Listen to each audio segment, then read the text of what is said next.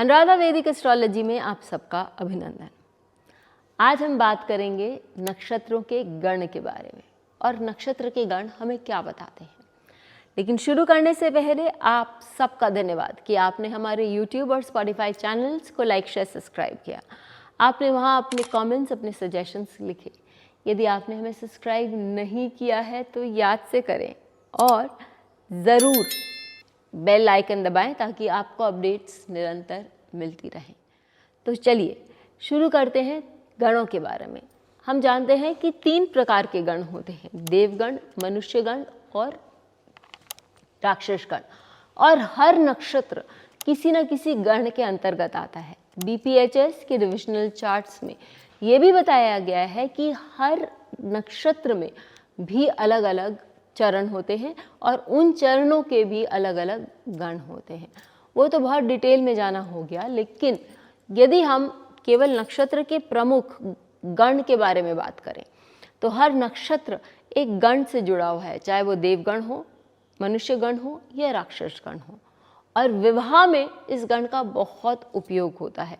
मैं केवल अपने क्लासेस या अपने रीडिंग्स में विवाह में ही नहीं, मैं गण का उपयोग बहुत सारे क्षेत्र में करती हूँ, क्योंकि वो मनुष्य की प्रवृत्ति बताता है और मनुष्य को समय अनुसार बदलना, नहीं बदलने की क्षमता बताता है, जिससे हमें मालूम पड़ता है कि अच्छे बुरे समय में मनुष्य किस तरह से, किस परिस्थितियों से गुजर सकता है, मानसिक या हम कहें कि फाइनेंशियल।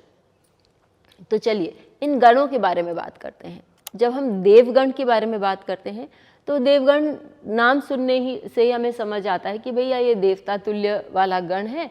तो व्यक्ति कॉम्प्रोमाइजिंग होगा, व्यक्ति लोगों की सेवा करने में विश्वास रखेगा, दूसरों के लिए रिस्पॉन्सिबिलिटी लेगा, शांत स्वभाव का होगा और हमेशा दूसरों को हेल्प करेगा। साथ ही वो व्यक्ति जो है वो अनकंडीशनली लोगों के प्रति अपनी रिस्पॉन्सिबिलिटी का उसको एक आभास होगा। और वो, लेकिन इसमें क्या देवगण में कोई कमी है? हाँ है। क्या कमी दिखाई देगी हमें? देवगण जो है वहाँ पर कहीं ना कहीं थोड़ी सी विलासिता, या व्यक्ति हम ये भी कह सकते हैं कि व्यक्ति थोड़ा सा जैसी परिस्थिति है उसमें ही खुश रहने की कोशिश करता है या सुखी रहता है। तो वो उसको बहुत ज़्यादा चाह भी नहीं होती है, लेकिन उनके पास होता सब कुछ है। तो यहाँ यदि देवगण में कोई अच्छा ग्रह बैठ गया तो उस व्यक्ति को उस समय मटीरियली कोई प्रॉब्लम नहीं होगी। अब जब हम बात करते हैं मनुष्यगण की, तो मनुष्यों का लेन देन का स्वभाव है, भाई मैंने आपके लिए ये किया, आपको मेरे लिए ऐसा करना चाहिए। और यदि मैंने आपको ये कुछ बताया है तो आपको भी मेरे को कहीं ना कहीं से कोई अपना फेवर जो है उसको आपको रिटर्न करना आना चाहिए।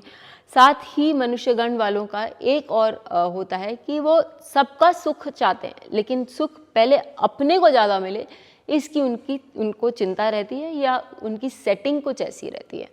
यदि यहाँ कोई मैलेफिक ग्रह बैठ गया, या हम कहें कि शुभ ग्रह बैठा है, उस पर क्रूर ग्रह की दृष्टि है, तो वो अपने गुणों के बारे में, अपने प्रॉफिट्स के बारे में बहुत ज़्यादा सोचेगा और सामने वाले का प्रॉफिट हो रहा है या लॉस हो रहा है वो उसके बारे में नहीं सोचेगा।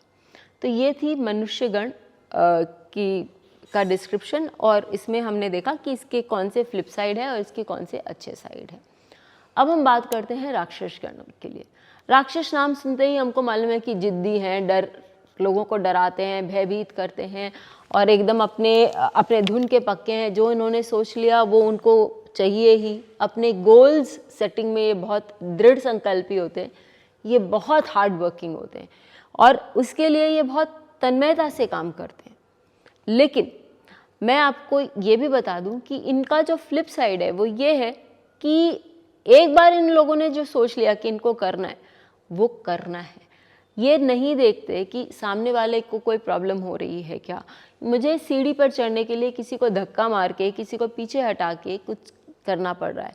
मैंने सोच लिया मुझे सीढ़ी पे चढ़ना है, यदि कोई आगे पीछे दाएं बाएं कोई आए कोई गिरे, इससे मेरे को क्या लेना देना है। ये राक्षस गण का फ्लिप साइड है। अब यहाँ मैंने आपको प्रैक्टिकली बताया कि क्या क्या इनके साइड्स हैं। इसका प्रैक्टिकल एप्लीकेशन क्या है?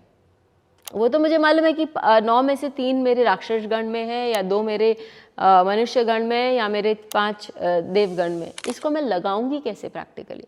मैरिज में इसको बहुत प्रैक्टिकल एप्लीकेशन होता है। मैरिज मैचिंग में हम देखते हैं कि लड़की का या लड़के का जो चंद्रमा है वो कौन से गण में है, लेकिन मैं इसको और भी आगे लेके जाती हूँ। मैं सप्तमेश के लिए भी देखती हूँ, वो मैरिज में ही। और यदि हम किसी के बारे में भी बात कर रहे होते हैं तो हम ये देखते हैं कि भाई उसका गण कैसा है, उसका व्यवहार कैसा होगा। ये सारी चीज़ें हमें देखना ज़रूरी है। आप चाहें तो डिविजनल चार्ट्स में भी नक्षत्रों पर गण लगा के बहुत अच्छे से रिजल्ट्स देख सकते हैं।